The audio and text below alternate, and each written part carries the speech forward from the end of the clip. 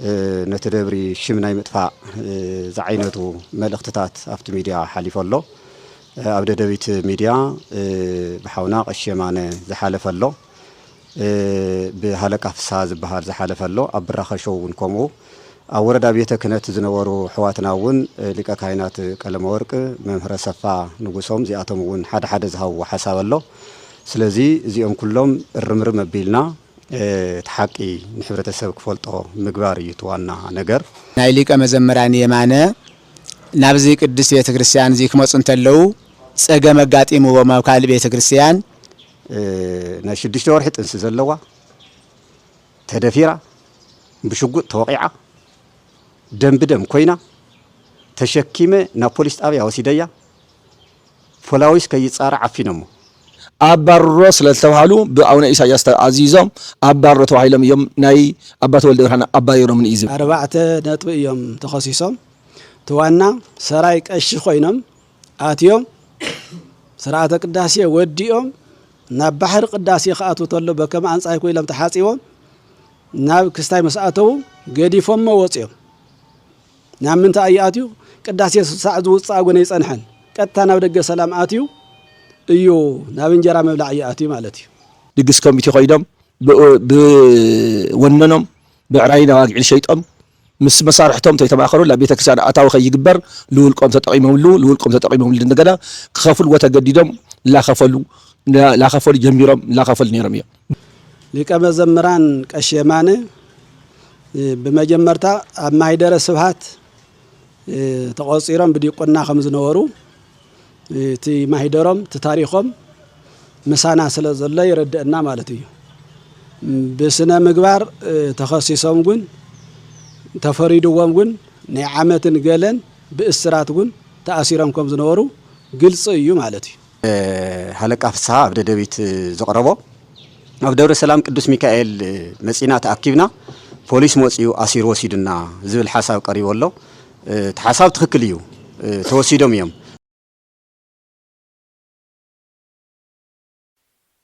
أنتِ وتسواسو زريا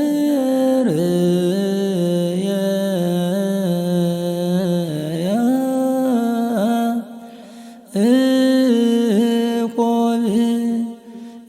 مدر زي بس كسماي وملايت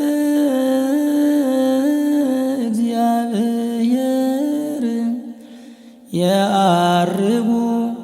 ويوردوا استيتا سالنا كد صلاتنا لمنانا تخابنا እግዚአብሔር ይቀበለልና ናይ ቅዱስ ሚካኤል ናይ ቦና አቡነ ሰላማ ናይ ዴና ቅድስት ድንግል በረከት ረድኤት ምስኩላትና ይሁን ሰላም ለይትዛደርካ ሰላም መዓልተ ውለና ንሃገርና ንህዝብና ሰላምን ፍቅርን አንድነትን እግዚአብሔር ይወርደልና ህፃናትና ጉን በአይምሮ መንፈስ ቅዱስ ያበልና ዘሐመሙ ጉን ፈውሰ ምህረት ይወርደልና ተአሰሩ ጉን ይፍታልና ዝወፁ ወገናትና ቦታትና ዴታትና በስራ ምክንያት ዝወፁ ጉን በህይወት በጥዕና እግዚአብሔር ንኸልወልና ቅዱስ ፈቃዱ ይኹነልና ወያይርፍ ነፍሰ ሊቀ ጳጳስና ዮሐንስ ነፍሰ ሊቀ ጳጳስና መርሐ ክርስቶስ ነፍሰ ሊቀ ጳጳስና ዮሐንስ ነፍሰ ኩሎም ሙታን ገነት መንግስተ ሰማያት ወርሰልና ዘለው ጉን በህይወት በጥዕና እግዚአብሔር ይሐልወልና አቡነ ዘበሰማያት ንበል ሕዚ እቲ ናውዚ ሚድያ ጉን ፀውዒናሉ ዘለና ብዛዕባ ናይ ቅድስት ቤተ ክርስቲያን ኣብ ሚድያታት ሚድያ ክንብል ተለና ብደደቢት ሚድያን ብበራኸ ሾውን ዝመሓላለፍ ዘሎ ንቤተ ክርስቲያንና ዘይውክል ስለ ዝኾነ በተደጋጋሚ ጉን ከይድና መልሲ ክንወሉ ኢና ንቤተ ክርስቲያንና ዘይውክል ምስሊ ይሐልፈሎ ትክክል አይኮነን እዚ ቤተ ክርስቲያን መፍራስ እዩ ዝብል በተደጋጋሚ ሕቶ ቀሪብና ኢና ትሕተና ይተመለሰን እሺ ይዝባል መልሲ ግን ስለዘይውሉ ንሕና ግን ታይና ኢልና እምበኣር ንሕርኩም እዚ ኮይኑ ንኹለን ሚድያታት ፀዊዕና ኣፍቲ ኣውደ ምህረትና ኮይድና መልሲ ክንህብ ስለ ዘለና ኢና ናውዚ ኣሕዋትና ጉን ፀዊዕናኩም ዘለና ማለት እዩ እዚ ጉን መልሲ ክንህወሉ ስለ ዝግባእ ብዛዕባ ኣብ ብራኸ ሾውን ኣብ ደደቢትን ብዛዕባ ደብረ ሰላም እንዳልዕሉ ወልቀ ሰባት ተዛረብዎ ከምቲ ንሳቶም እኳ ዝኾነን ዘይኮነን ክንዛረብ ተይኮናስ ተሓቃዊ ዝኾነት ናብቲ ህዝቢ ዝበጽሕ መልሲ ክንህብ ስለ ዝዳለና ኢና እሞ ኣሕዋትና ግን እንኳዕ ብሰላም መጻኹም ኩሉ ግዜ ንቤተ ክርስቲያንኩም ንህዝብኩም እናተቃለስኩም ዘለኹም ኢኹም ኩሉ ግዜ ኩሉ ትቃሳቀስዎ ዘለኹም ግን ንሪአኩም ኣለና ጸገም ተሃልዩ ቤተ ክርስቲያን ግን ኣብቲ ቤተ ክርስቲያኑ ክፍትሕ ኣለዎ እምበር ናብ ሚድያ ክወጽእ የብሉ እንዳልኩም ትቃለሱ ዘለኹም ደቅና ኢኹም እቲ ሚድያና ግን ኩለን ሚድያ ኢና ማንም ሚድያ ኣይገደፍናን ልዕሊ 7-8 ሚድያ ዘለዋ ኣብ ድምፂ ወያነ ትሒዙ ኢና ፀዊዕና ዘለና ዘርከቡ ግን ከርኩና እዮም ዝኾኑ እሞ እዚኣተን ኢልና ያው ኣነ ግን መጠረሽታ ግን ሓሳብ ስለ ዘለኒ ክህብየ ሕዚ ግን ታብዚ ቀፂሉ ብሕጊ ክፍልና ሓሳብ ክህዩ ታው ግን ቀፂልና ግን ፀሓፍ ኣለው ሕሳብ ሽም ኣለው ካልኦታት ግን ሓዲራትኩም ቋራኸና መጀመሪያ ደብረ ሰላም ቅዱስ ሚካኤል ካቴድራል ቤተ ክርስቲያን ቅዱስ ኪዳነ ምህረት ሰበካ ጉባኤ ብሓደ ማሕበረ ካህናትን ብሓደ ኣካላት ኣብቲ ደብርና ዝወሃብ ዘሎ ከምቲ ኩር መልአከ ሰላም ዝበልዎ ብፍላይ ብደደቢት ሚድያን ብብራኸሸውን ዝሓልፍ ዘሎ ሓደ ጸለመ ዝመስል ነገር ከምዚ እክብ ክብልካ ተሓቂን ህዝበ ክርስቲያን ክፈልጦ ምግባር ስለ ዝኾነ በመጀመሪያ አቦና ክንመስግን ነዚሁ ዋዕላዚሁ ክህሉ መልሲ ክንህብ ትእዛዝ ሂቦም መምርሒ ሂቦም ከምዚ ኢልና እክብክብ ክንብል ስለ ዝገበሩና ደብረ ሰላም ማለት ከምቲ ኩሉ ግዜ ዝበሃል ወይ ድማ ከምቲ ኩሉና ንፈልጦ ኣብ መቐለ ካብ ዘለው ኣድባራትን ገዳማትን ቁፅሪ 1 ዝጥቀስ ዓብይ ካቴድራል እዩ ዓበይቲ ምሁራን ዘለዎ እዩ ኩሎም ጉባኤታት ዘለዎ በአገልግሎቱ 24 ሰዓት ዝተመስከረሉ ህዝበ ክርስቲያን ዝኣምነሉ በአገልግሎቱ ይኹን በካይድኡ ብኩሉ ምዕሩይ ዝበሃል ደብሪ እዩ ኣብ ኩሉ ማለት እዩ እዚዩ ክፍተት ኣሎ ብዘይበሃሎ ሕብረተሰቡ ኣመንቱ እናገልገለ ዝርከብ ደብሪ እዩ እዚ ከምዚ እንሃለዎ ግን ኣብ ቀረባ ግዜ ንናይ ባዕሎም እንጀራ ብፌስቡክ ሳብስክራይብስ ንምብዛሕ ሓደ ነገራት ንምግባር ዘየለ ብዕራይ ወለደ ዝዓይነቱ ነቲ ደብሪ ሽም ናይ ምጥፋእ ዝዓይነቱ መልእኽትታት ኣብቲ ሚድያ ሓሊፉ ኣሎ ኣብ ደደቢት ሚድያ ብሓውና ቀሸማነ ዝሓለፈ ኣሎ ብሃለቃ ፍስሓ ዝበሃል ዝሓለፈ ኣሎ ኣብ ብራኸሾው እውን ከምኡ ኣብ ወረዳ ቤተ ክህነት ዝነበሩ ሕዋትና እውን ሊቀ ካህናት ቀለመ ወርቅ መምህረ ሰፋ ንጉሶም እዚኣቶም እውን ሓደ ዝሃብዎ ሓሳብ ኣሎ ስለዚ እዚኦም ኩሎም ርምርም ኣቢልና ተሓቂ ንሕብረተሰብ ክፈልጦ ምግባር እዩ ዋና ነገር እዚ መጀመርያ ታእዩ ተገይሩ ቀሲስ የማነ ማለት ኣብዚ ደብሪ እዚዩ ምሳና መገልገሊ እዩ ነይሩ 4 ጥፋኣታት የጥፊኡ እታ ናይ መጀመርያ ጥፋኣት ገባሬ ሰናያት ቀዳሲ ኮይንካ ማእኸል ቅዳሴ ኣቋሪፅካ ምኻድ እዩ ምኻድ ጥራሕ እውን ኣይኮነን ተመሊስካ ኣብ ደገ ሰላም ምርካብ ሓደ ዓብይ ጥፋኣት ተፈፂሙ እቲ ካልኣይ ናይ ቅድስቲ ቤተ ክርስቲያን ንብረትን ቅርሽን ምጥፋእ እዩ እቲ ሳልሳይ ሰብ ምውቃዕ እዩ እቲ ራብዓይ ንምዕረፊ ተባሂሉ ዝተዋህበ ብጽምዲ ደቂ ሰባት ካህናት ከገልግሉሉ ተባሂሉ ዝተዋህበ ተሰበካ ጉባኤ ዝሃቦ ቁልፊ ገዲፉ ናይ ባዕሉ ቁልፊ ገይሩ ካልኣይ ኣካል ከይኣቱ ምግባር እዩ በዚአን 4 ተሰበካ ጉባኤ ከሲሱ ኣቕሪብዎ ኩለን እዚኣተን ተመስኪረን ክከላኸለ ይከኣለን ብፍላይ ኣፍቱ ገባሬ ሰናያት ኮይንካ ቅዳሴ ረጊፅካ ምውፃእ ዝብል ከቢድ ስለ ዝኾነ ብእምነትና ኣይ ካብ ስራሕን መሃያን ክሰናበት ኣለዎ ኢሉ ሰበካ ጉባኤ ወሲኑ ኣብቲ ዝነበረ ምፅራይ እውን ሰፊሕ ምፅራይ ተገይሩ ንኩለን ነተን 4 ኣርእስታት እዚኣተን ብሙልአን ብመሰኻኽር ተረጋጊፀን ንሱ እውን መልሲ ክበሉ ተገይሩ ምርድዳእ ተገይሩሉ ስለዚ እዚዩ ኣይምጥንን ተባሂሉ ሰበካ ጉባኤ ካብ ስራሕን መሃያን ክእግድ ተገይሩ እዩ እዚ ድማ ትመዋቅር ሓልዩ ናብ ወረዳ ከይዱ እዩ ካብ ወረዳ ናብ ሃገረ ስብከት ከይዱ እዩ ኣብ ሃገረ ስብከት እውን ሰፊሕ ክትዕ ተገይሩ እንዲያውም አቶ ገብረ መድህን ዝበሃል ጠበቃውን አቂሙ ተማጉይቱ ኣብ ሃገረ ስብከት እውን ክከላኸል ይከኣለን ብሓፂሩ ጥፋኣት ተዋሂሉ እዩ ቀፂሉ ናብ መንበረ ሰላማ ከይዱ እዩ መንበረ ሰላማ እውን እዚ ጥፋኣት እዩ ብዝብል እዩ ስለዚ ብቅድስት ቤተ ክርስቲያን መዋቅር ካብ ሰበካ ጓኤ ጀሚሩ ክሳብ መንበረ ሰላማ ዘሎ ብሙሉኡ ሰበካ ጓኤ ዝወሰዶ መፍትሒ ጽቡቕ እዩ ስለዚ ኣይምልከተካን ብዝብል እዩ ምዕረፍ ረኺቡ ካብዚኡ ሓሊፉ ድማ ናብ መስርሕን ሰራተኛን መሰረት ብምግባር ናብ ወረዳ ቤት ፍርዲ እውን ከይዱ እዩ ናብ እውን መልሲ ሒዝና ከይድና ኢና ኣብ እውን ኣይምልከተካን ሰበካ ጓኤ ዝበሎ ትክክለኛ እዩ ተባሂሉ ምዕረፍ ረኺቡ እዩ ስለዚ ከም ቅድስት ቤተ ክርስቲያን ከም ሕጊ ቃል ኣዋዲ ታዩ ጽቡቕ ንዝሰርሕ ይሽለም ክፉእ ንዝሰርሕ ድማ መጠንቀቕታ ይወሃብ ኢሉ እውን ከምዚ ናይ ሓውና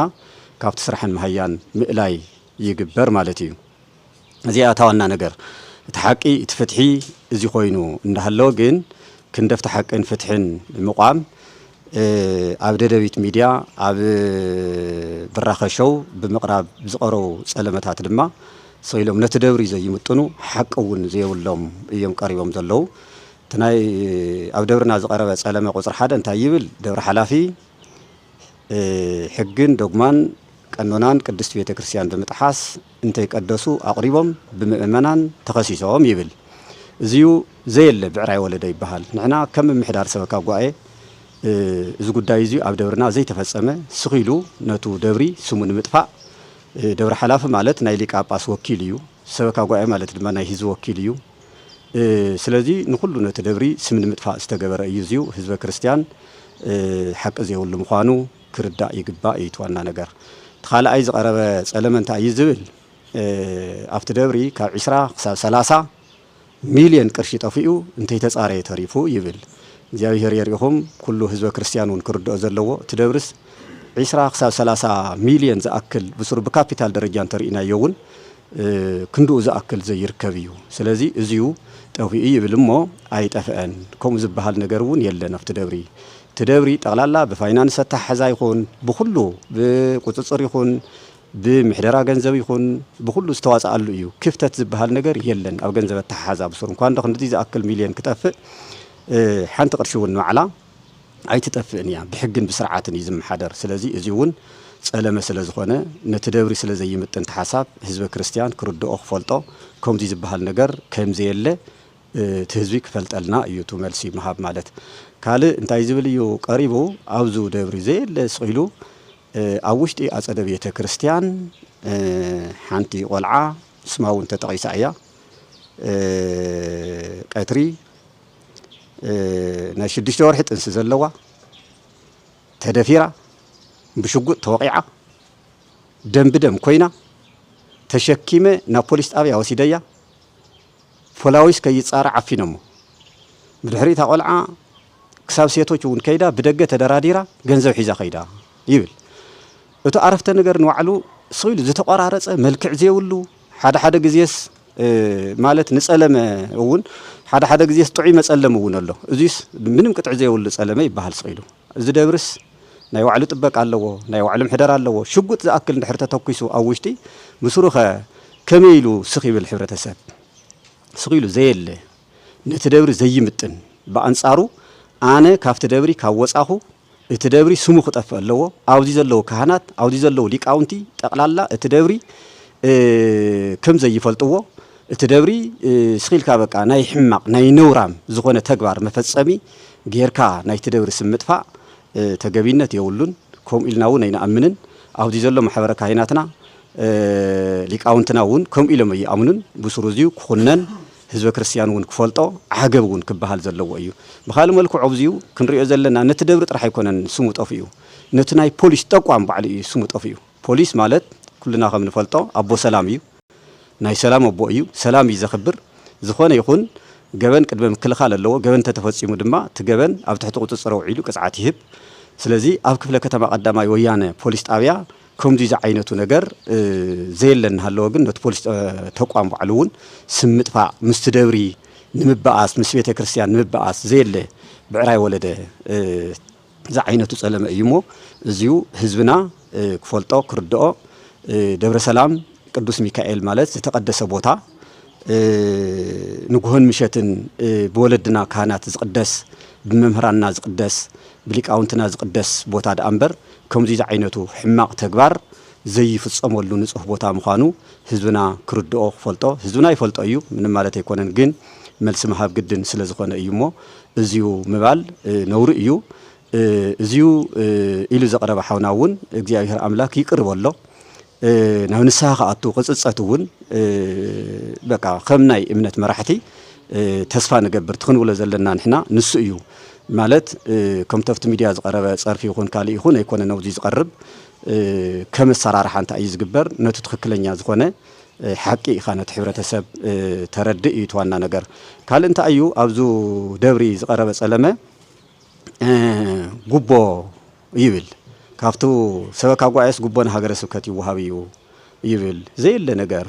ነቲ ደብሪ ዘይምጥን ንደብሪ ሓላፊ ዘይምጥን ደብሪ ሓላፊ እውን ኣብቲ ዝነበረ ናይ መንበረ ሰላማ ናይ ጳጳሳት ውድድር 1.5 ሚልዮን ከፊሎም ንጵጵስና ተወዳዲሮም ይብል እግዚአብሔር የሪኹም ህዝበ ክርስቲያን ብሱሩኸ ኮሙዲ ዝበሃል ኮይኑ ጵጵስናስ በገንዘብ ዲ ዝርከብ ኮይኑ ኣብ ትግራይ ተመስሪቱ ዘኒሄ መንበረ ሰላማ አቦታትና ዝረኸብናሉ ብኸምኡ ድዩ ዝልካዕ ኮይኑ እዚስ ጠቅላላ ነቲ መንበረ ሰላማ እውን ስምጥፋ ጌርካ እዩ ዝውሰድሞ እዚ እውን ሕብረተሰብና ዘየለ ምዃኑ ከምኡ ዝበሃል ነገር ከም ዘየለ ክርዳኣልና ኢና እንደሊ ብኻሊ መልክዑ እንታይ ዝብል ጸለመ እዩ ቀሪቡ ኣብቲ ደብሪ 15 ዝኣኽሉ ሰራሕተኛታት ተባሪሮም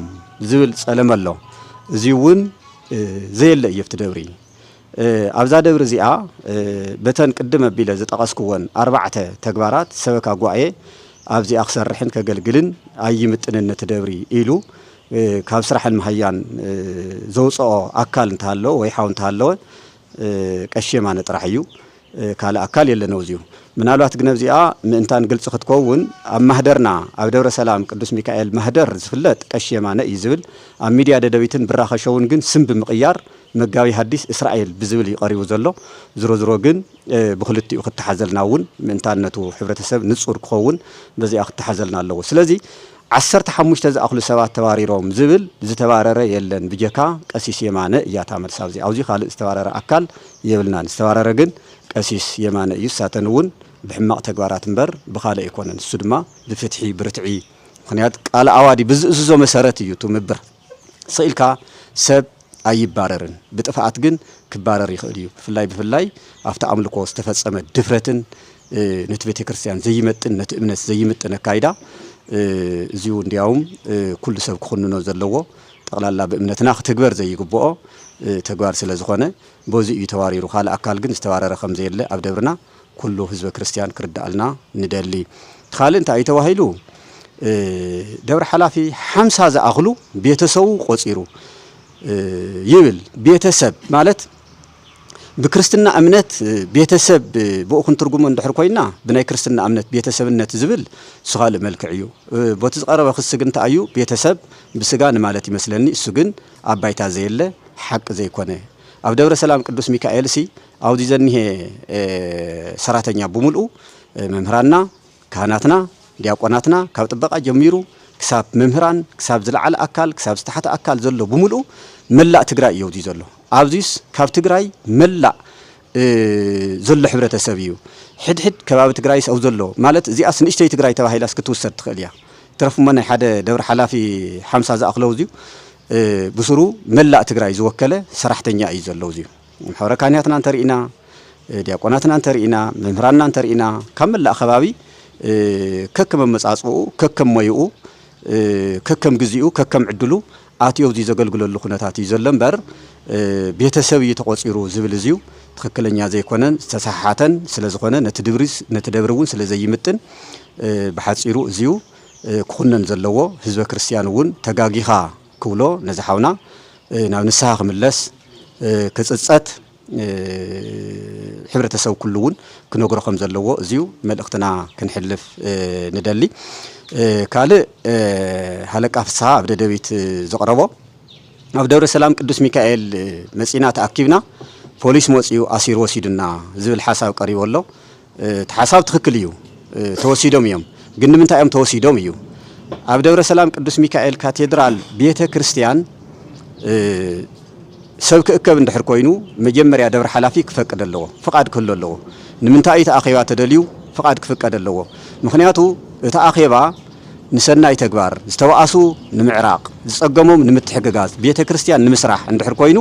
ይፍቀድ ጸገም የውሉን ካላ አጀንዳ እንድሕር ኮይኑ ግን ኣይፍቀድን እዚ ቅዱስ ቦታ ስለ ዝኾነ ብዝኾነ ይኹን መለክዕ ግን ታይ ዝግበር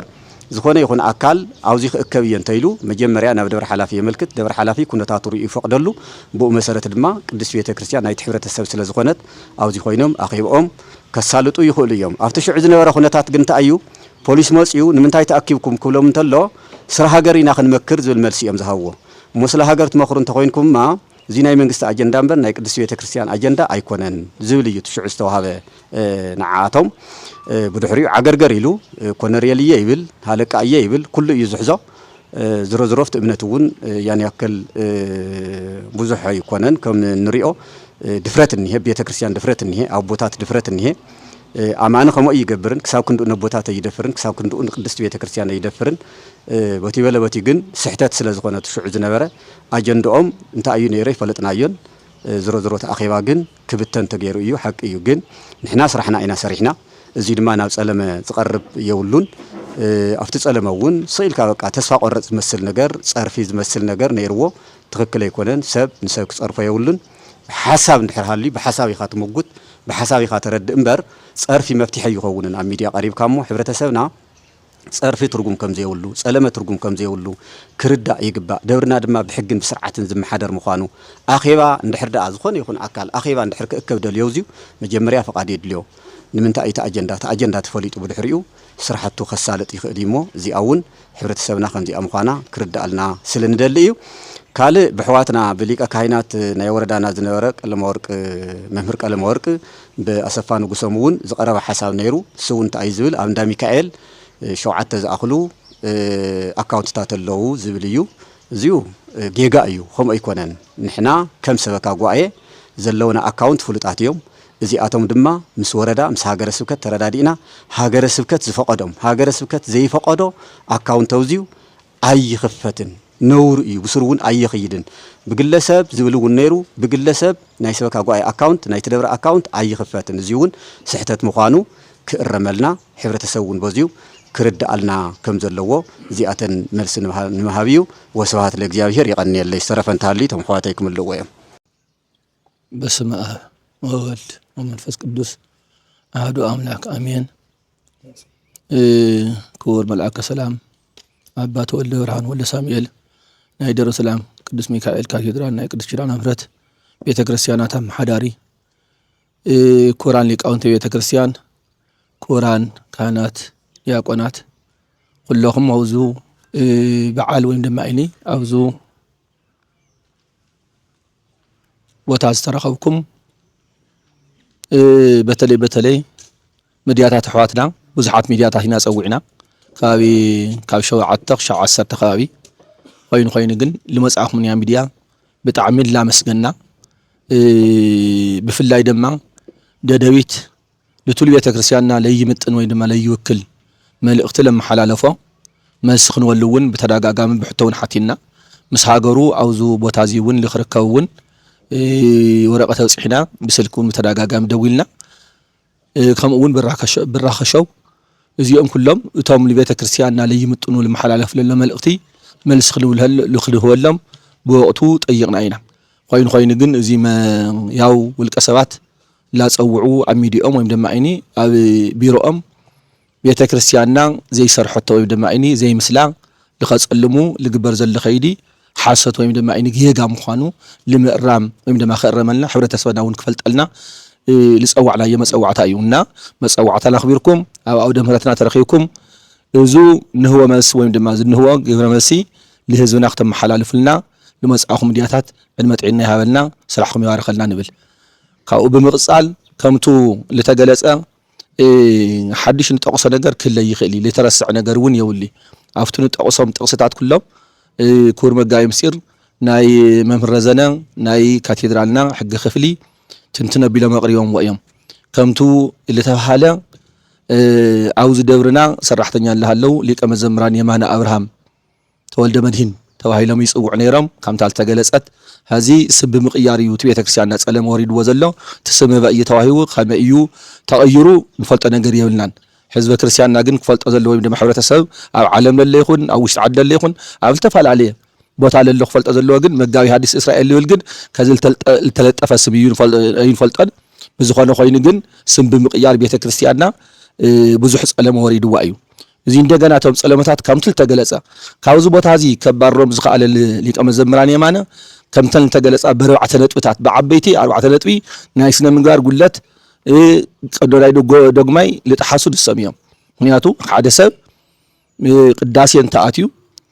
ቅዳሴ አትዩ አሃዳ አው ቅዱስ ይሉ ጀሚሩ እስከ መፈጸምታ ከም ዝፍጽም ቤተክርስቲያን ተፈልጦ እሰም ግን ፍርቅ ቅዳሴ አብቃሪ ጸምወጽዮም بحمام ويم دم بمخنيات كام زي كون እንደገና አብ ደጀ ሰላም በቀጣ የማአትዮም ምሳገሮም ለላሳት ይርፊ ደም ማለት እዩ እዚ እንደገና እቱ ቅዳሴ ከመይ ተቋሪጹ ከመይ ተፈጽም እንደገና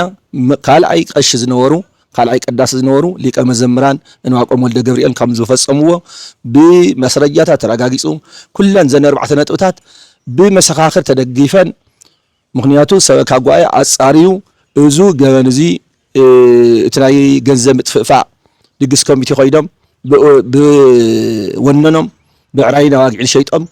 ምስ መሳርሕቶም ተይተማኸሩ ለቤተ ክርስቲያን አታው ከይግበር ልውልቆም ተጠቂሞም እንደገና ክኸፍሉ ወተገዲዶም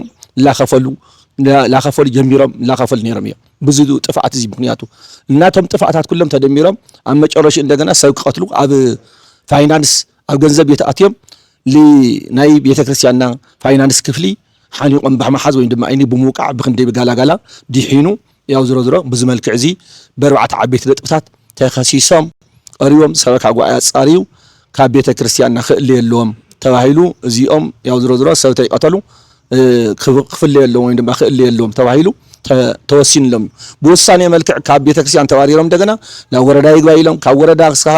كهاجر سكت كشاب النور سلامه كيدو ጥፋት ምዃን ተረጋግጹ ለዮም ለሰም ምዃን ተሰናዊተም እዮም ዝነብሩ ማለት እዩ በዚህ መልክ እንደገና አጥፊ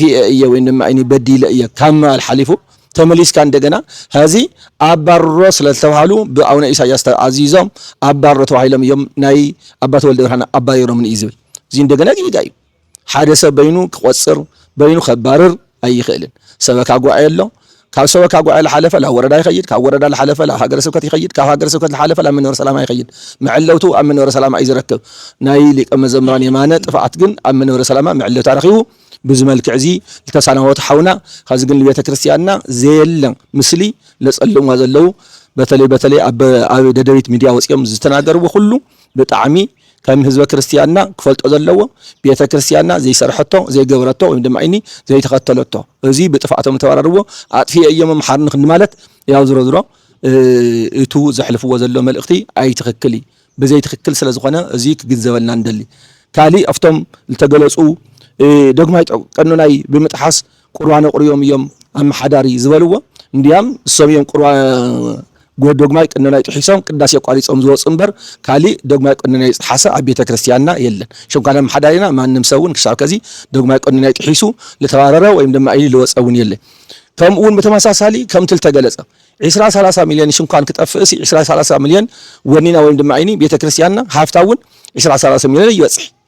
ያው ካብ ኢላአፍ ካብ ሙዳያ ምጽዋት ለገልገልታ እትኸፍሎም ገንዘብ ተዘይ ኮይኑ ካሊ ተቀማጥ ካፒታል 20-30 ሚሊዮን ወልቀመጥ ይብላሽ እንኳን ይሆነ 20-30 ሚሊዮን አጥፊያ ተጨወርዊሩ ተይተጻረይ ከተርፍ እንደገና ወንስ ከይጻረስ እስካ ፖሊስ ወን አፊኖም ወይ ዝብል ኩሉ ወላልታ አንተ ወልተገለጸት ለታ ወይዘሮ ደስታ አባሪስተ ሐለት ብ20 ሓደይ ጥሪ 2014 ተደፊራ አልወልዋውን ከምትል ተገለጸ ብሽጉጥ ተተኩይስስ ተደፊራ ንሰም በይለም ረኺቦም ኣብ ሰረፍቱ ቦታት አውዚ እዋን ዚውን አውዚ ሰዓት እዚ ሲ ተሐሳስ ተዋሪሮምስ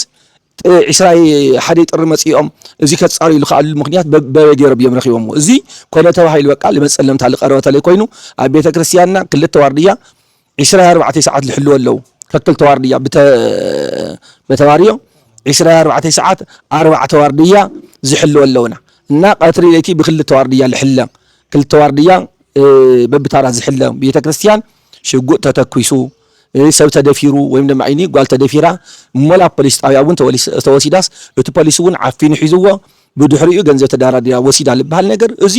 ካብ ሓቂ ዝረሓቐ ምዃኑ ህዝቢ ክርስቲያንና ክፈልጠልና ንደሊ ሓደ ሰብ ብጥፋኣቶም ንሶም ተዋሪሮም ኣለው ለጥፈአ ሰብ እንደገና ቤተ ክርስቲያንና ብቃል ኣዋድ መሰረት ብጥፋኣት መሰረት ክባረር ከም ዘለዎ ሕጊ ቃል ኣዋድ ይድንግ ወይም ድማ ዓይኒ እቲ መንበረ ሰላም ዘውፅእ ሕጊ እውን ሕጊ ቤተ ክርስቲያንና ይድንግ ምክንያቱ ሰብ መጀመርያ መጠንቀቕታ ይወሃቦ ምኽሪ ይወሃቦ መጀመርያ ካልኣይ መጠንቀቕታ ይወሃቦ ሳልሳይ ናብ መጨረሻ ናብ መወዳእታ መጠንቀቕታ ተዋሂብዎ ድሕሪ ዝተወሰነ ግዜ ጥፋኣቱ ክበዝሕ ተሎ ወይም ድማ ከካም ጥፋኣቱ እውን ብሓንቲ ጥፋኣት እውን ክባረር ይኽእል እዩ ምክንያቱ ካብ ቅዳሴ ቋሪፅካ ምውፃእ ዝዓቢ ገበን የለ ብቤተ ክርስቲያን ደረጃ ክረአ ተሎ እናዚ ስለ ዝኾነ እውን ክሻ መንበረ ሰላም ወፂሑ ቅዳሴ ቋሪፅካ ወፂኻ ሳብ ደጀ ሰላም ላዕልዓኻ ተረፍድ ብምንታይ ምክንያት ተባሂሉ ብዙም ዕቀን እዚ ያው ዝሮ ተባሪሮም ዝዓረፉ እዮም እና ሓደል ተዋረሩ ንሶም እዮም ካሊእቱ ልዕሊ 50 ዝኣኽሉ ቤተሰቦም ቆፂሮም ክበሃል ተሎ ብሱሩሲ በቃ ዛ ቤተ ክርስቲያንስ ናይ ቤተሰብ ወይም ድማ ኢና ስጋ ዝምድና እያል ማልኮይ እንዲያም ቤተ ክርስቲያንና ካብ መላእ ኢትዮጵያ ያ ኣማሓዲራት ነበር ምክንያቱ ወለድና ካብ መላእ ኢትዮጵያ ዝርከብ ሕብረተሰብ ወይም ድማ ዓይኒ እዚ ብቋንቁ ዘይፍለ እንዲያም ትግራዋይ ኢኻ እዚ ኢኻ ዘይባሃለሉ ኣብ ቤተ ክርስቲያንና ዘሎ ምሕደራ እዩ ብሞይኡ ጥራሕ ኣብዚ ቦታ እዚ ሞያ ተማሂሩ ብሞያ ዓብዩ ብሞያ ተዋዳዲሩ ዝቁፀር ሰበካ ጉባኤ መልሚሉ ላብ ሃገረ ስብከት ይሰድድ ሃገረ ስብከት እንደገና ረቋሕ ሰዲዱ ብረቋሕ መልክዕ ላዋዳደረ ዝቆፅር ወይም ድማ ዓይኒ ለመሓድር ቤተ ክርስቲያን ብግሉ ዝቆፅር ሓለቃ የለ ብግሉ ዝቆፅር ሰበካ ጉባኤ የለ ሽንኳን ሓለቃ ሽንኳን መሓዳሪ ሰበካ ጉባኤ እውን በይኑ ክቆፅር ዓቅሚ ይሁሉ ወይም ድማ ዓይኒ ደረጃ ይፈቅደሉ ልልምልከተ ኣካል ምስ ሃገረ ስብከት ምስ ወረዳ ተናቢቡ ተራዳዲኡ ረቋሕ ምስተዋሃቦ ኣመዛዚኑ ከም ዝቆፅር እዩ እዚ ግን እንዲያም ዝሰራሕተኛ እዚ ብምልእስ ካብ 50 ተወሰነ ይልሓልፍ ማለት እዩ እቱ ሰራሕተኛ ኣብዝሑ እንደገና ካብ ሽማግለ ጀሚሩ እስካብ ማእኸለዋይ ዘሎ ለቅድሚ ክቡር መልአከ ሰላም ኣባ ተወልደ ብርሃን ተቆፂሩ ይፀንሕ እዩ ትልበዝሕ ማለት እዩ ተወሰነ ኣብናዮም ዘመን ተቆፅረ ተሃልዩን ስነ ስርዓት ሒዙ ብናይ ቤተ ክርስቲያንና ረቋሕ መሰረት ሃገረ ስብከትና ብዝፈቀደሉ ተዋዳዲዩ ዝቁፀር እምበር ብውልቅ ወይም ድማ ብቤተሰብ ዝቁፀር ከም ዘይብልና ሕብረተሰብና ኣብ መላእ ኣብ ወፃእ ለለ ይኹን ኣብ ውሽጢ ዓዲ ለለ ይኹን ክግንዘበልና እንደሊ ካሊእ ያው ዝሮ እቱ ኣብዝሓ ብብዙሑ ተገሊፁ እዩ እቱ ብወረዳና ወረዳ ደቡብ ሰራሕተኛ ዝነበሩ ኣሕዋትና ዘሕለፍዋ ከምቲ ተገለፀ እውን ንሕና ኣካውንትና ፍሉጥ እዩ ሰለስተ ኣካውንቲ ኣለና እዚ እውን በሃገረ ስብከትና ብወረዳና ዝፍለጥ እምበር 7-8 ኣካውንቲ ናይ ቤተ ክርስቲያንና የብልናን እዚ ስቁኢሉ ካብ ሓቂ ረሓቕ ብውልቀ ሰብ ዝተባሃለ ምናልባች ኣብ ካልእ ተጠቀሰ እውን ኣሎ ለኣና እውን ልመስል ኮይኑ ስለዝተሰምዐና ብውልቀ ሰብ ልንቀሳቀስ እውን የብልናን ብ7-8 ኣካውንቲ እውን የብልናን ሰለስተ ኣካውንቲ ግን ብሕጊ ዝፍለጥ ኣካውንቲ እዩ ዘለና ማንም ሰብ ያው ሰበካ ጉባኤ ተፈራሪሙ ወይም ድማ ሰበካ ጉባኤ ለቐመጦም ኣካላት ፈረም ተባሂሎም በመሓዳሪና ብምክትል ብሳልሳይ መንቀሳቀሲ ሰለስተ ሰባት ተፈቂድሎም ለንቀሳቀሱ ወንበር ልንቀሳቀስ ወይም ድማ አይን ተኸፈተ አካውንት የብልናን ካሊእ ልረሳሕዎ ተሃልዩ ያው ኩራን ኣሕዋትና እዮም ካሊእ እውን ክወልል ይኽእል መልክዕ ስለ ዝኾነ እዚያት እዩ እና ኣሕዋትና መጽኢኹም ዝኸዝነ ሕልፎ ዘለና መልእኽቲ ምክንያቱ ከምቲ ትፈልጥዎ ተልተባ ሓላለፈ መልእኽቲ ብፕሮግራም ሓንቲ ነገር በቃ ተይተነቀሰ ሓሊፉ ብዙ ሕብረተሰብ ያው ዝሮ ብዙ ምክንያቱ እዚ ተናገረ ኸይል እዩ ኣብዝሑ እንደገና ብዝፈልጦ ብኮመንት ይኹን ብልተፈላለየ መልክዕ መልስ ተዋሂብዎ እዩ ዘይር ግን እዚያት ኩሎም ልቀርቡ ዘለው ቶም ካልኦት ልቀርብዎ ኣካላት ቤተ ክርስቲያንና እውን ካምታል ተገለጸት ኣብ ቤተ ክርስቲያንና ለመንፈሳዊ አገልግሎት ተፈቂድሉ አኺራ ከመይ ይገብር ለዕርቂ ለኻምዚ ዓይነት መልክዕ ይፍቀድ ካሊእ ግን ብመንግስቲ ይኹን በሃገረ ሰከትና ይኹን ማንም አኺራ ከይፍቀድ ወይም ድማ ከይግበር ስለዚ ክልከል ንሕና እውን ልዞም ብህገወጥ ክእከቡ ዝደሊ ሰባት ንክልክል ኢና እዚ መክልካልና እንደገና ሕጊ ዝፈልጦ ወይም ድማ አይኒ ብሕጊ ዝተፈለጠ እምበር ስቁልና በዓልና ልገበርናዮ ነገር ኣይኮነን መንግስትና እውን እዚ ነገር እዚ ኣብ ማንም ቤተ ክርስቲያን ተሸጉይጡ ዝኾነ ነገር ከራምድ ኣይፍቀዲ ሃገረ ሰብካትና እውን ብመልክዕ ያው ቤተ ክርስቲያናት ናብ እከብ ለይኮነትስ ናይ ቤተ ጸሎት እያ ካብኡ ለዕርቂ ወይም ድማ ለተፈላለየ መንፈሳዊ ነገር ተኮይ እንደገና ኣፍቂዱ لسبكا قائل الملكة أكلف كيدو كأكل خلل المغنيات يفتري كاوزي وصع الزجبر أخي واجن زي فكر مخان خزون حورة سنا خفلت لنا ويمدم أخي جنزولنا ندلي إننا استجبر كلهم زجلتنا يو أجل السق حق مخانو حورة سنا أو سأل الله أو استعد له خفلت لنا ندلي ኣውዚ ኣኽለኒ ወስብሓት ለእግዚአብሔር ክርስቲያን እዚኣ መምርሕን ኣመራርሓን ተይተፈላለዩዋ ካብ ኣበው ሊቃነ ጳጳሳት ክሳብ መምህራን ተፍሪ ቤተ ክርስቲያን ስርዓታ ሃልያ ስርዓተ ሕልያ እትኸድ ቤተ ክርስቲያን ብሰበኻ ጉባኤ ማህበረ ካህናትን ማህበረ ምእመናንን ተደራጀወ አገልግሎታ በአና ተመርሐ ብሰበኻ ብቃለ አዋዲ ማለት እዩ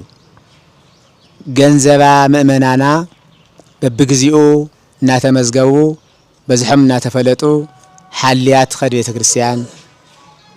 ብኡ መጠን እውን ሃፍቲ ቤተ ክርስቲያን ህጋዊ ብዝኾነ ሞዴል ሰብሲባ ኣብ ስራሕ ተውዕል ቤተ ክርስቲያን ብኡ መጠን እውን ህዝበ ክርስቲያን ዝምልከቶም አገልግሎት እትህብ ኣብ ስራሕን መሰራሕተኛን ትርኢ እንተለና እውን በአግባቡ አውዚ ዝኒኦ ሰራሕተኛ ካብ መላእ ትግራይ ብቻ ዘይኮነስ ካብቲ ኩሉ ዓዲ ከም ምዃንና ኩልና ብሓደ ምስክር ኢና ኣብ ቅድሚ ህዝቢ ኢና ዝኒህና ኣብ ቅድሚ ቅድስት ቤተ ክርስቲያንና ዝኒህና እና ቅድስት ቤተ ክርስቲያንና ዘለና ሓላፍነት እውን መምርሒ ተኸቲልና ክንሰርሕ ብመምርሒ መሰረት እውን ክንሰርሕ እውን ክንሰርሕ እውን ዚን ምግባሪ ተቐምጥ እኒኦ ስለዚ ካብዚ ተልዒልና ክንርኢ እንተለና ናይ ቤተ ክርስቲያንና ሃፍቲ ናይ ቤተ ክርስቲያንና አገልግሎት ናይ ቤተ ክርስቲያንና ምእመናን በአግባቡ ተሓልዮም ንኽኸዱ ሓደ ዓብይ ስራሕን ሓላፍነትን ኮይኑ ሰራሕተኛ መቁፃር ብዝምልከት ክርኢ እንተለኹ ብቅድስት ቤተ ክርስቲያን ናይ ባዕላ መዋቕር ዘርጊሓ ካብ ኣጥቢያ ቤተ ክርስቲያን ክሻብ ሃገረ ስብከት እናለኣኸት ሰራሕተኛ ትምድብ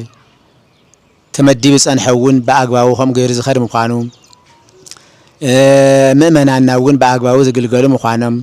ኣብ ሰራሕተኛ ክትቆፅር እንተለና እውን መመዘን እናገበረት ብመመዘን መሰረት ተዋዳዲሩ እናመፀ ካብኡ እውን ካብ ቅድስት ቤተ ክርስቲያን መምህራንና እውን በሃገረ ስብከቱ ባዕላ ቅድስት ቤተ ክርስቲያን እውን ብደረጃ እናቐመጠት እናሰርሐት እናደራጀወት እያ መፅያ ካብዚ ወምዚና እናሃለና ምናልባት ንሕና ሕዚ ሓላፍነትናን ሓለዋናን ሃይማኖት ንምሕላው ህገ ቤተ ክርስቲያን ንምሕላው ምእመናን ንምሕላው ኣብ ቅድስት ቤተ ክርስቲያን እያዶም ብዘይኮነ ካብ ቤተ ክርስቲያን መምርሒ ቤተ ክርስቲያን ዝዋግእዋ ተሃለው ካብ መምርሒ ወፃኢ ዝኾነ ምላሽ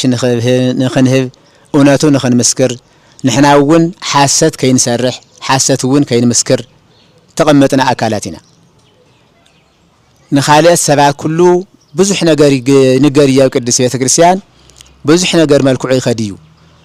ካብኡ ንሕና ክንኮይና ንግብኦ እውን እውነተኛታትን ናይ እውነት ሰባትን ኮይና ክንከድ እንተለና ኣብ ቤተ ክርስቲያንና ኣይትናወፅን ኣብዚ ሕዚ ግዜ ብዙሓት መናፍቃን ኢዶም ዝቐስሩላ ቤተ ክርስቲያን እያ በፂሓ ዝኔና ነዚ እምነት እዚ ምላሽ ክህብ ዝኽእል ምሁር እዩ ዘለዋ እዛ ቤተ ክርስቲያን ብኩሉ ዓይነት ኣርባዕተ ዓበይቲ ጉባኤ ዘለዋ ቤተ ክርስቲያን ብኡ መጠን እውን ምሁራትን ለጋሳትን ዓበይቲ ምእመናን ዘለዋ ቤተ ክርስቲያን ብኡ መጠን እውን ምስ መዋቅራ ተይተፈላለየት ትኸድ ቤተ ክርስቲያን ዘለና ማህበረ ካህናት ኢና ዝኔና ስለዚ እዚ እዩ ካብኡ ሓደ ብዘይ ኣግባብ ከም ዘይቁፀርን ብደረጃ ዝኸድ ምዃኑን ብምዃኑ እዚታት ባዓልትና እቲ መዋቕር ክንሪኦ እንተለና ህግና ህገ ቃለ ኣዋዲ ሒዝና ቀኖና ቤተ ክርስቲያን ተኸቲልና ብኡ ዝምራሕ ምዃኑ ዝኸይድ ምዃኑ እዚ ኩሉ ህዝበ ክርስቲያንና እውን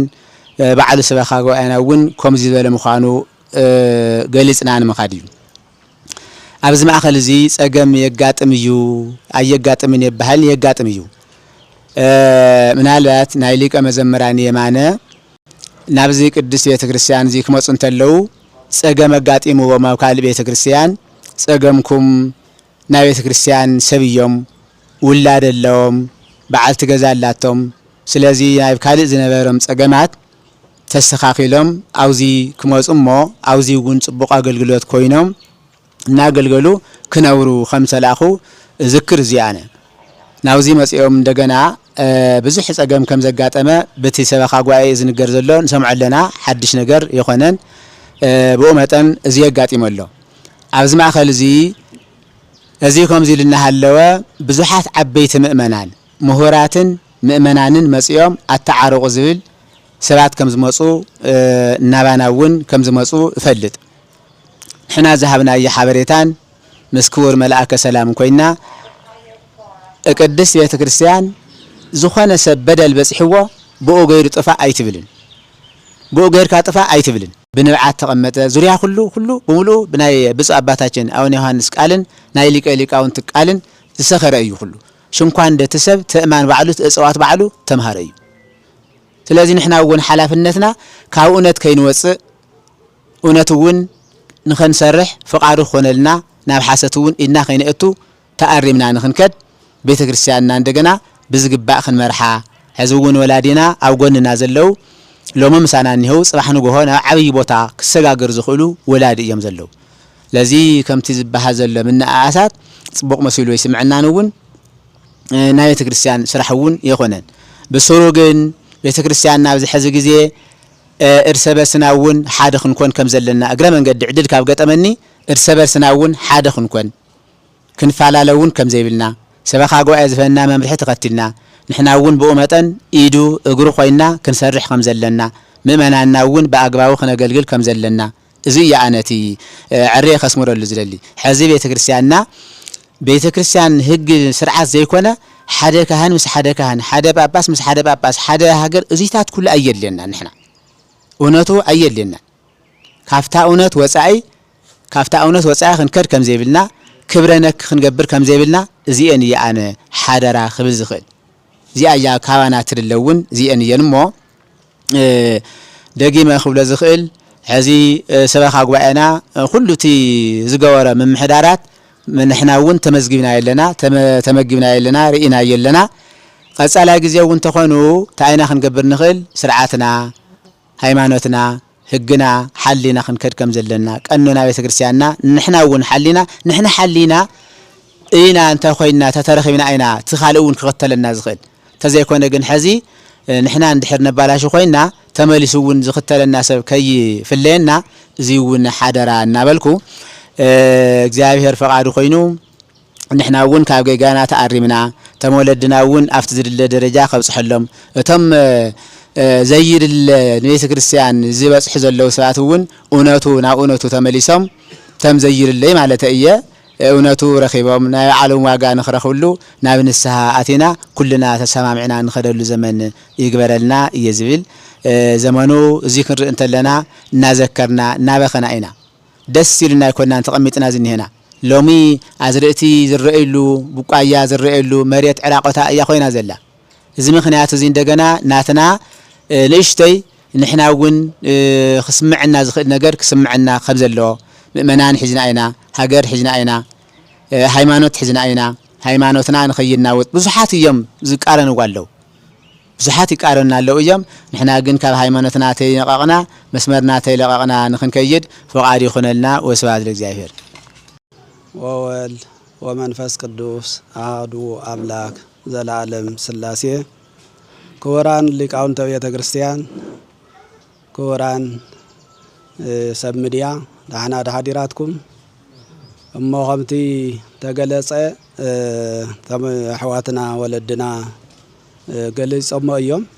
ንሕና እውን ሓሳብና ንኽንገልጽ ንመጠቃለሊ ክኸውን ኢና ነብሎ ዘለና እቲ ሓሳባት ኩሉ ዝተረፈ የለን ተገሊጹ እዩ በመጀመርታ እቲ ናተይ ኣመጻጽኣ እውን ዝመንኮስ ኩሉ ግን ዝዓበ ኩሉ ገዳም ግን ደብረ አባይ ኣብቲ ዓብይ ታሪኻዊ ዝኾነ ገዳም ኣብኡ በመንኩስና ግን ብ88 ዓመተ ምህረት ዝመንኮስ ኩሉ እዩ ብርድእና ብብዙሕ ስራሕቲ እንዳሰራሕኹ ክሳዕ መምሃር ምስትምሃር ምፍታን ዝነበርክዎ ገዳም ያው ኣብዚ ዘሎ ኩሉ ህዝቢ ይፈልጥ ኣብ ሙሉእ ኢትዮጵያ ይኹን ኣብ ዓለም ዘሎ ግን ይፈልጥ እዩ እዚ ዝመጻ ኩሉ ግን ብገዳም ተመልሚለ ታብ ዘዋ ሽረ ግን ድጋፍ ተዋሂበ ንኽመሃር ናውዚ ከም ዝመጻኹ ኩሉ ግልጽ እዩ ደብዳቤና ግን ንሱ እዩ ዝብል ታብቲ ገዳምን ታብቲ ዘዋን ተመልሚለ ተፈቲነ ናውዚ ከም ዝመጻኹ ግልጽ እዩ ማለት እዩ ታው ኣብ ቀድሜ ኣብ የንታ ገብረ ንኽልተ ዓመት ዝኣክል ያው ናይ ረእየ ታው ብምቕጻል ድማን ብብፁዕ ኣቦና ኣቡነ ኢሳያስ መሪሕነት ናብዚ ናይ ብፁዕ ኣቦና ታሪኻዊ ዝኾነ ቦታ ኣምጽዮምን እዮም ኣነ ግን ትእዛዝ ተቐቢለ ናይ ኣቦይ ትእዛዝ ተቐቢለ ግን ከሳዓፍቲ ሕዚ ዕለት ኣውዚ ኣለኹ ማለት እዩ ኣነ ግን ኣፍተም ወለዲ ዓበይቲ ዝበሃሉ ገዳማት ዓብየ ናብዚ ዓብይ ታሪኻዊ ዝኾነ መምሃራን ዘለውዎ ሊቃውንቲ ዘለውዎ ናይ ብዙሕ ኣብነት ዝመሃሩሉ ኣብነት ንምምጻይ ሕጉስ እየ ኣውዚ ታው ብምቕጻል ንብፁዕ ኣቦና ግን ብዙሕ ክስታያት ሚድያ ዝዝረብ ኣሎ ኣነ ዝመጻሕዎ ደብረ ኣባ እየ ይብለኩም ኣለኹ ዝዓበ ኩሉ መንኮስ ኩሉ ኣው እዩ ምስ ኣቡነ ኢሳያስ ግን ኣቦ ከም ምዃኖም ይፈልጥ እምበር ኣነ ግን ናይቲ ደብሪ ናይቲ ገዳም ውላድ ከም ምዃኑ ይፈልጡ እምበር ብወገንነት ከም ዘይምጽኒ ኣውዚ ክምስክር ግን ይደሊ ማለት እዩ ንማንም ክሸሙት ኣለዉ ብፁዕ ኣቦና ኣቡነ ኢሳያስ ታይ ተማሂርካ ኣበይ ገዳም ነርካ ይብሉ እምበር ኣበይ ዓድኻ ዝበሃል ፍጹም የለን ታብ ሓቂ ዝረሓቐ እዩ ማለት እዩ እዚ ግን ክንፈልጦ ስለ ዝግበአና ኣብ ኩሎም ኣውዚ ዘለዉ ሊቃውንቲ ኣብዚ ደብሪ ተሸይሞም ዘለዉ ግን ታበይ ከም ዝመፁ ኣነ ይፈልጥ እየ ካልኦታት ግን ንፈልጥ ኢና ማለት እዩ እዚ ግን ብፁዕ ኣቦና ከም ጸጋ ተቐቢሎም ዝኸድዎ ዘለዉ ግን እዚ ክንፈልጦ ብደንቢ ንኸይኑ ጉዳእ ግን ክንፈልጥ ኣለና ኣውዚ ግን ዝበዝሕ ሰብ ይፈልጥ እዩ ሓደ ሓደ ኸይዳናገር ግን ክንፈልጥ ይግበአና ለይትን ቀትርን ኣብ ብኽያት ዝሓድሩ ስለ ህዝቦም ዝቁርቆሩ ስለ ዓደም ዝቁርቆሩ ኣቦ ስለ ዝኾኑ ታብቶም ኣቦ እዚኦም ምውላደይ ድማን ሕጉስ ይገብረኒ ማለት እዩ ሕጉስ ይሕዙ ግን ከብዚ እዩ ታብ ድሕሪኡ ኩለይ ዓመት ክንቅመጥ ተለና ግን ተኻሂና እዙይ ብመሪሕነት ብኣንድነት ተመኻኺሩ ዝሰርሕ ካህን እዩ ዘለና ንዓብይ ኣኽቢሩ ንንእሽተይ ኣኽቢሩ ማለት ከም ተዓንቶ ዝግለጽ ነበረ ታብ ብፁዕ ኣቦና ቀዳማዊ ዳግማዊ ኣቡነ ዮሃንስ ክቡር ሊቀ ሊቃውንት ያሬድ ካሳ ክሳዕ ሕዚ ግን ብህይወት እንዳመኸሩ እንዳመዓዱ ዘለዉ ሊቃውንቲ ካልኦታት ግን በብደረጃኹም ዘውዚ ዘሎ ብዙሓት መምሃራን ናይ ድጓ ናይ ኣቋቋም ናይ ቅንየ ናይ ዝማሬ ናይ ቅዳሴ መምሃራን ዘለውዎ እዩ ሕዚ ግን ከምኡ ኢሉ ታብኡ እንዳወሰኸ ይኸይድ ዘሎ ቤተ ክርስቲያን እዩ እምበር ታብዚ ዝቐነሰ ግን ኣይኮነን ታብዚ ብምቕጻል ግን ዝደብር እዚ ኩሉ ነገር ተማልአ እዩ ብሕልፊ ኣብ ቢሮና ጸሓፍ ኣሎ ሕሳብ ክፍል ኣሎ ቁፅጽር ኣሎ ገንዘብ ተሓዚ ኣሎ ገንዘብ ሰብሳብ ኣሎ ስታቲክስ ኣሎ ገንዘብ ሰብሳብ ግን ኣሎ መዝገብ ቤት ንብረት ክፍሊ ነንሕድሕደን ዝተዋደደ እዩ ኣብ ማንም ኩሉ ደብሪ ከምዚ ተማሊኡ ዶ ኣይተማልአን በባዕና ንፈልጦ ኢና ኣብዚ ደብሪ እዚ ግን ኩሉ ነገር ዝተማልአ ደብሪ እዩ ማለት እዩ ብስነ ስርዓት ዝኸይድ ደብሪ እዩ ታው ድማን ኣብ ዓመት ግን ክልተ ግዜ ኦዲት ዝግበር እዩ ሕዚ እውን ለማቐነ ክቡር በኩረት ዋህን እንቀባህሪ ናይ ዞባ መቐለ ሃገረ ስብከት ኣባ ነውርኤድ ኣባ ኪዳነ ማርያም እዚኣቶም ግን ኦዲት ገይሮም ከይዶም ኣለዉ እዚ ግን ነተሸለምናሉ ግን ታው ዓመት ናብ ዓመት ግን ብደረጃና ነተሸለምና ጽቡቕ ኣሰራርሓ ኣብቲ ደብሪ ከም ዘሎ ግን ምስክርነት እንዳሃቡ ዝኸዱ ክስታ እዩ ዘለና ማለት እዩ እዚ ግን ገንዘብና ግን ብሰበኻ ጉባኤ 500 ትኹን 300 ትኹን ኣብ ካዝና ክትሓድር የብላን ኣብ ባንኪ ክሓድር ከም ዘለዎ ሓንቲ 100 ዋላ ትኹን ኣብ ቢሮ ክትሓድር የብላ ዝብል ውሳኔ የለና እዩ ተውሳኔ እዚ ድማ ይትግበረሎ እዩ ዝቋጻጸር ኣካል ቁጽጽር ስለ ዘለዎ በብ መዓልተን ዝተቆረጻ ናይ ህዝቢ ገንዘብ ናብ ባንኪ ያኣቱ ማለት እዩ እዚ ግን ኣካውንትና ግን ኣብ አብሲኒያ ኣብ ኢትዮጵያ ኣብ ሕብረት ባንኪ እዩ ዝርከብ ሰለስተ ኣለዋና ታውዚ ወፃ ኣካውንቲ የብልናን ማለት እዩ እዚ ግን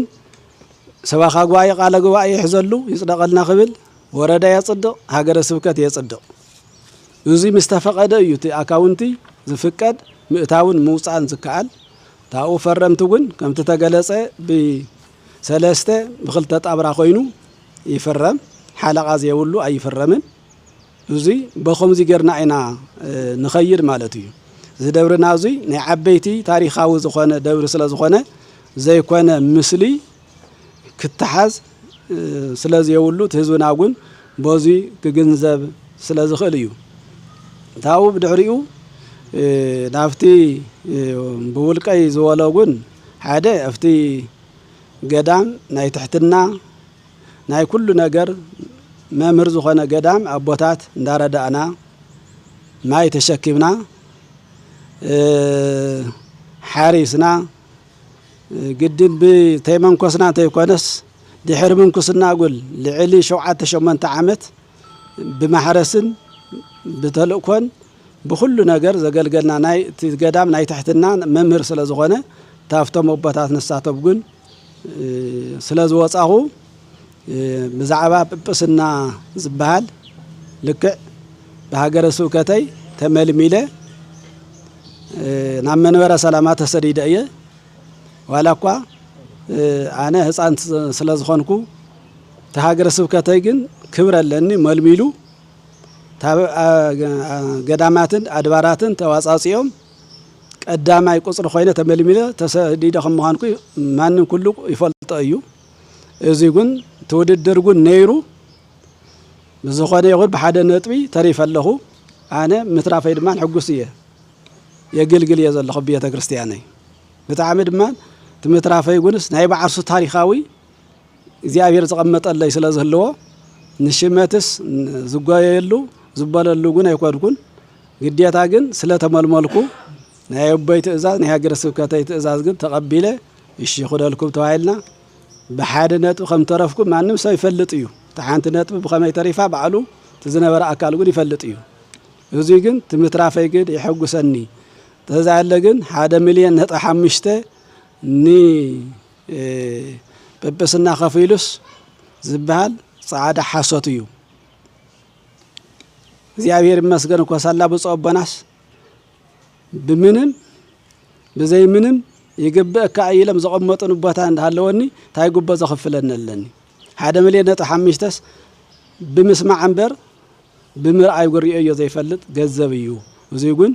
ሓደ ነቲ መንበረ ሰላማ ዘይኮነ ምስሊ ከምዚ ድዮም ብከምዚ ድዮም ሽዮም ዘለዎ ኢልካ ነቶም ዘለዎ ቦታትና ግን ምቁሻሽ ነቲ ህዝብ ትግራይ ግን ምቁሻሽ እዩ በቃ ኒ ዘይተረድኦም ሰባት ግን ከምኡ ገይሮም ንኽምክሩ ግንዛብ የዝህብኩም ስለ ዝኾነ ትኽክል ኣይኮነን ኣይናይ ቦታተይን ኣይሓስወን ግን ኣቦታትና ጵጵስና ክባሃሉ ተለው ኣካለም የጉድሉ ናብ ዱር ይጠፍኡ ናብ ካልእ ይኸዱ እምበር ከምዚ መሰሉ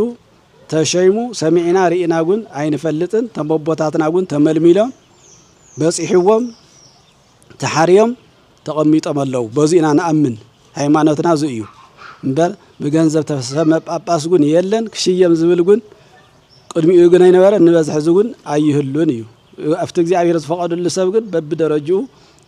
ክወጽሖ ይኽእል እዩ ታው ዘይቀደሱ ኣቕሪቦም ዝበሃል እዚ ጻዕዳ ሓሶት እዩ ጌጋ እዩ ንቤተ ክርስቲያንና ወየ መልሲ ታብ እሱ ስለስተ ዛሮ መስና ሕና እንደግሞ ለና እምበር ትኽክል ኣይኮነን እዚ ሊቃውንቲ ዘለዎ ቦታ ዓበይቲ ዘለዎ ቦታ እዩ እዚ ግን ታብ ሓቂ ዝረሓቐ ነትናቱ መሻፋፈኒ መዋዳደሪ ስለ ዝገበረ እዩ እምበር ትኽክል ኣይኮነን እዚ ቤተ ክርስቲያንና ግን ተቆልዓ ግን ቀትሪ ድዩ ለይቲ ድዩ ንሱ ይጠየቀሉ ግን ናይ 6 ወርሒ ጥንሱ ግን ነይርዋ ተደፊራ ግን ይብል ትደማ ሓቢሰ ኣቢለ ናብ ጸጽታ ወሲደዮም ጸጽታ ግን ክቕበሉኒ ተሳቶም ግን ተሸፊኖም እዮም ተቢሎም እዮም ዝብሉ ግን እዚ ትዕለት ዝብለ ዘሎ 21 ጥሪ ዝነበረ ጥሪ እዩ ኣጋጣሚ ከም ኣነ እውን ዝነበርኩዎ ድማን ሓወይ ዮሃንስ ጉን ኣለውዚ ኣብ ማርያም ደሓኒና ምስ ብፁዕ ኣቦና ኣቡነ ኢሳያስ ዝናይ ሽረ ነበረ ተፈናቂሉ መነኩሴ ዝመጽእ ዓዲ መንፈይቱ ሓለቓ ዘሎ ኣባ ዘሚካኤል ይበሃል ሊቀ ስልጣናት ገብረ ስላሴ ሄሰ ዮሃንስ ዓርሱ ጉን ሽፈር ናይ ኣቦና ናይና ጉድ ጸሓፊ ኣውዚ ዘሎ ጉን ኣብኡ ኢና ሓዲርና መጺና ጉን ሰማዕናዮ ነገር ጉን ከምዚ ተፈጺሙ ዝብሃል ጉን የለን ኣይነበረን ታው ድማን ዘብዐኛታት ኣለዎ 4 ዘብዐኛታት ኣለዎ ጥይት ትትኮስ ተሎ ናብ ፖሊስ ወስዳት ኣሎ ብኸመይ ገይሮም እዚ ጉን ነቲ ድርጅት ናይ መንግስቲ ኣካል ለይትን ቀትርን ዘገልግሉ ኣካላት ጉን ናይ ዋዕርሱ ጸለመ ዝኸኣለ እዩ ነቲ ደብሩ ጉን ዘይኮነ ምስሊ ነቲ ናይ ብፁዕ ኣቦና ብንብዓትን ብብኽያትን ዝተመሰረተ ቤተ ክርስቲያን ዘይ ምስሊ ምምሳል ስለ ዝኾነ በዚ ህዝብና ጉን ክዳዳገር የውልን ዝኾነ ይኹን ሰብ ተጠቂዐ ዝብል ኣካል ተሃልዩ ድማን ናብ ሕጊ ቀሪቡ ክራዳዳ እዩ ዝግብኦ እምበር ስኢልካ ብጸለበ እዚ ይግበረለክ እንዲ ዓመት ልዕሊ 4 ዓመት 5 ዓመትስ ሕዝኸብ ዝገርካ ምምጻእ ጉን ትኽክል ስለ ዘይኮነ እዩ ታው ናይ መኸተ ገንዘብ ጉን ዘዋጻናዮ ፋክተር ሃውና ኢልናዮም ኣውና ዝብል ጻዕዳ ሓሰት እዩ ንመኸተ ተባሂሉ ዝወፀ ገንዘብ ጉን የለን ንመኸተ ዝብሎ ዘሎ ንተፈናቀልቲ ንወገናትና ተባሂሉ ብዘዋ መቐለ ሃገረ ስብከት መምርሒ ወሪዱ ታብ ደሞዝና 5% ገለነ ተባሃለ ብደንቢ ናብ ሃገረ ስብከት ተቆሪጹ ደረሰ ይመጽዩ ኣብ ሕሳብ ሹምና ይርከብ ማለት እዩ እዚ እዩ ንመኸተ ንሕና ንመኸተ ኢልና ተይኮነስ ንተፈናቀለ ህዝብና ታውት ዘመሓደር ኣካል ነዚ ይግብኦ ኢሉ ሃገረ ስብከትና ጉን ብዝግባእ ገይሩ እንዳመሓዳሮ መጽኡ እዩ ታውዚ ዝጠፍአ ገንዘብ ጉን የለን እዩ ከምቲ ዝግለጽ ዝፍለጥ ጉን 20 ሚልዮን 30 ሚልዮን ዝተባሃለ ጉን 30 ሚልዮን 20 ሚልዮን ከምቲ አንተ ዝገለጽኩ ቀዲመ ገሊጸ እየ ጠቅላላ ጉን በሐጺሩ ኣብ ቢሮ ዝሓድር ገንዘብ ጉን የለን በስሩ ጉን ኣብ ዓመት ረኺውናዮ ዘይንፈልጥ ገንዘብ እዩ 20 ሚልዮን 30 ሚልዮንስ በስሩ ጉን ንበዝሕ ህዝብ ትንቢት ክኸውን ይኽእል እዩ ክረኽቦ ንኽእል ኢና ክንወጽሖ ንኽእል ኢና ብልምዓት ብህዝብና ምስትምሃር ጌርና ክንወጽሖ ንኽእል ኢና ትንቢት እዚ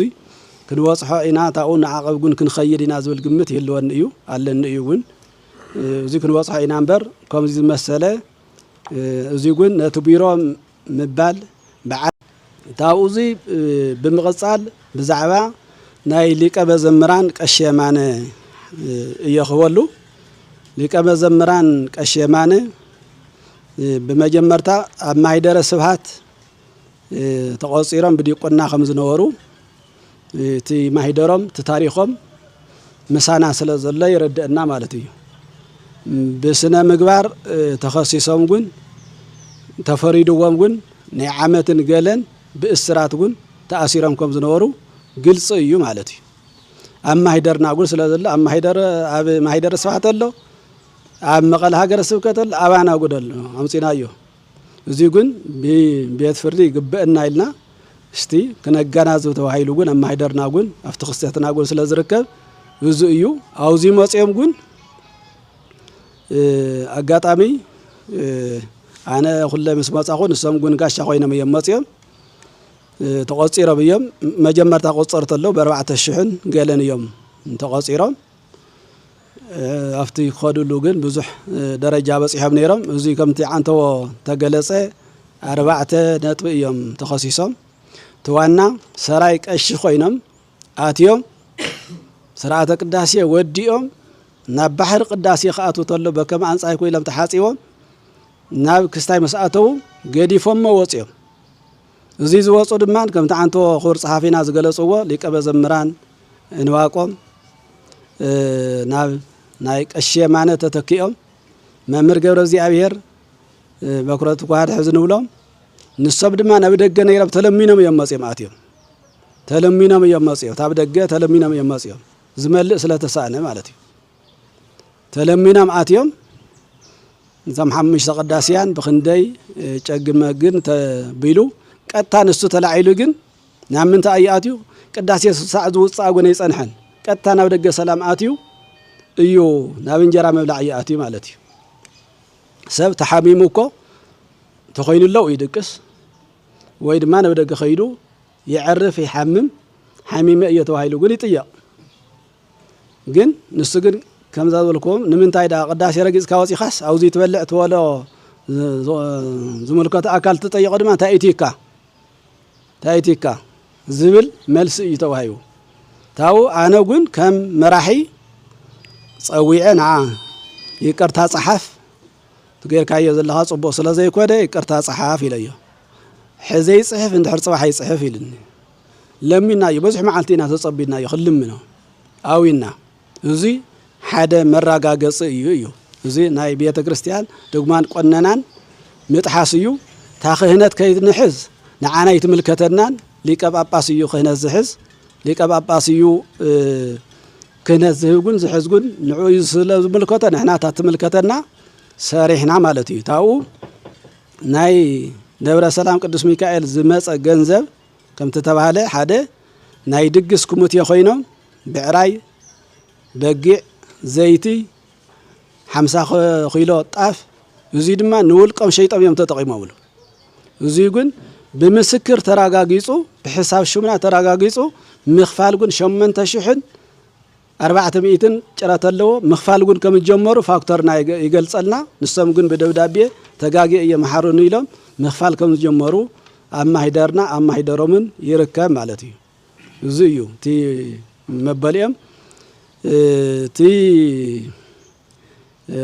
خلايتي خستايد ما ميسوم زي غيرم እንዳለው እንደገና ሓንቲ ሰበይቲ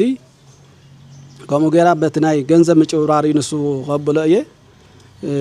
ታሰበይቱ ግን አጋጣሚ ኣብ መቅደስ ከፊልና እንዳለና አነ እኮ 15000 እየ ይለሙኒ አመንዳ ቆሪጽኩም ኣብ ቀሻ ኃይለ ከምኡ አይተፈቅደን ሰባኻ ጓየ ዝወሰነ ውሳኔ تحت 5000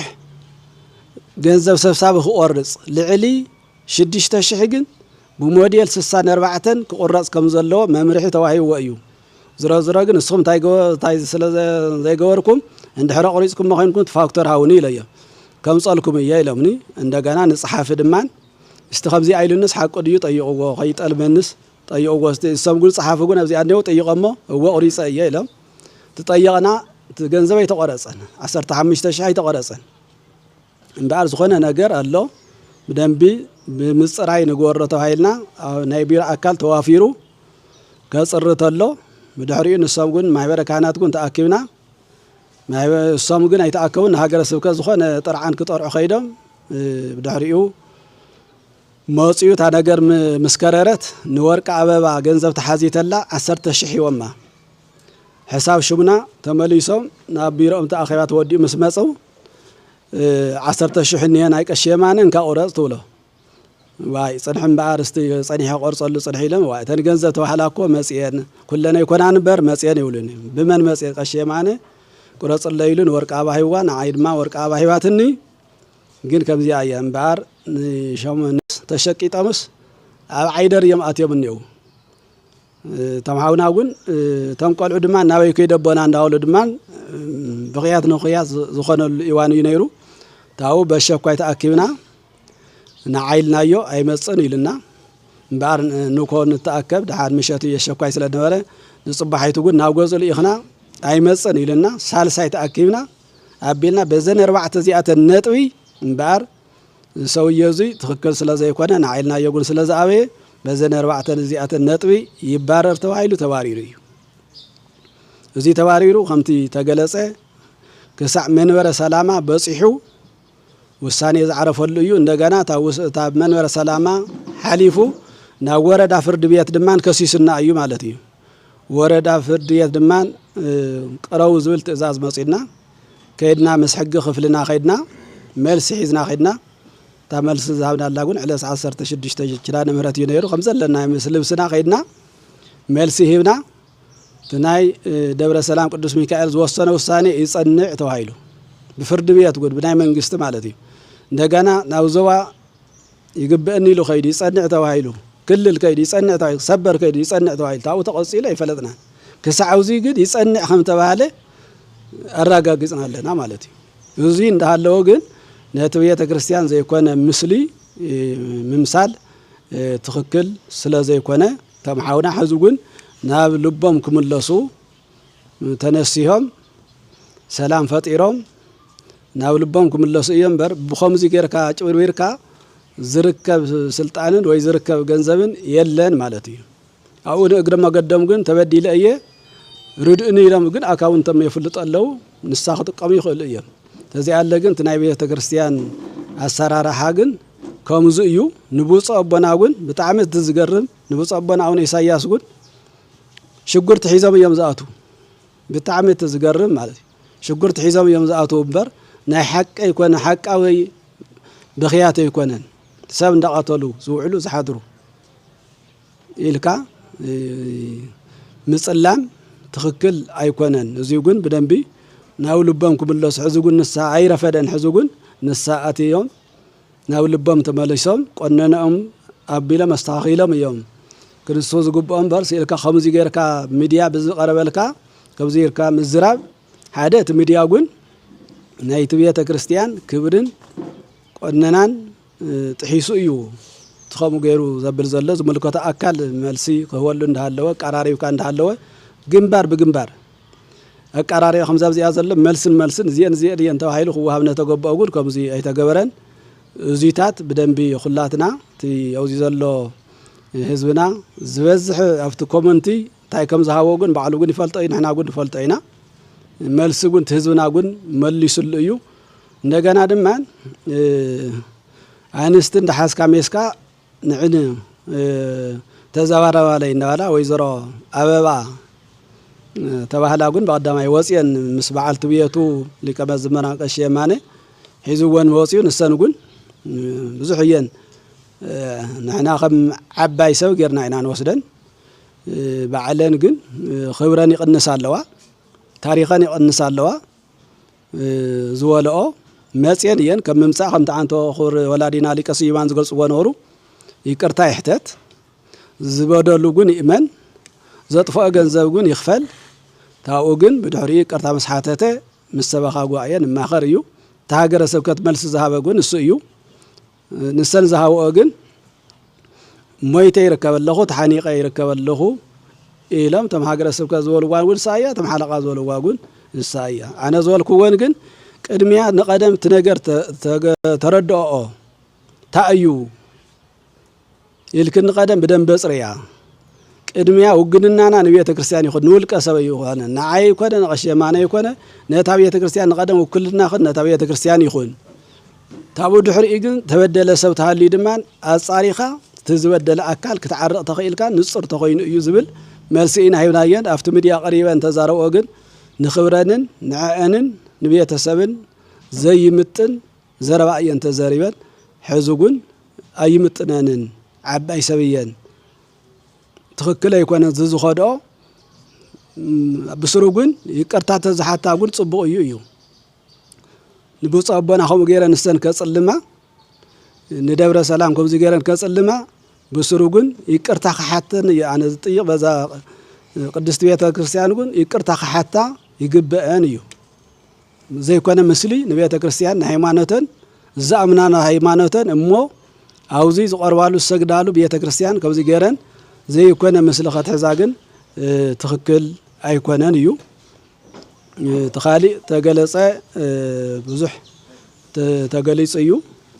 አውዚ ዘለኹም አሕዋትና ድማን ሚድያና ግን በጣዕሚ ክብረለና ለይሳቅ ለነቢያት ለሐዋርያት ለጻድቃን ለሰማዕታት የራ መላእክት ለመና አምላክ ይለመነልና ጸሎትና ልመናና ድኻምና እግዚአብሔር ይቀበለልና ናይ ቅዱስ ሚካኤል ናይ አቦና አቡነ ሰላማ ናይ ዴና ቅድስት ድንግል በረከት ረድኤት መስኩላትና ይኹን ሰላም ዘሕደርካ ሰላም ለይቲ ዘሕደርካ ሰላም መዓልተ ውለና ንሃገርና ንህዝብና ሰላምን ፍቅርን አንድነትን እግዚአብሔር ወርደልና ህፃናትና ግን በአይምሮ መንፈስ ቅዱስ አብየልና ዝሓመሙ ግን ፈውስ ምህረት ወርደልና ዝተፋቀናቀሉ ወገናትና ግን በህይወት በጥዕና ሓሊኻ ናፍቲ መረበቶም ንኽትምልሰልና ቅዱስ ፈቃድካ ይኹነልና ወያዕርፍ ነፍሰ ሊቀ ጳጳስነ ዮሐንስ ነፍሰ ሊቀ ጳጳስነ መርሐ ክርስቶስ ነፍሰ ሊቀ ጳጳስነ ዮሐንስ ነፍሰ ኩሎም ሙታን ገነት መንግስተ ሰማያት ተወርሰልና ዘለው ግን በህይወት በጥዕና እግዚአብሔር ይሐልወልና ሀገርናን ህዝብናን እግዚአብሔር ይባርከልና። አቡነ ዘበሰማያት ንበል። ቀደስ ስምከ ትምጻእ መንግሥትከ ወይኩን ፈቃድከ በከመ በሰማይ ከማሁ በምድር ሲሳየነ ዘለለ ዕለትነ ሀበነ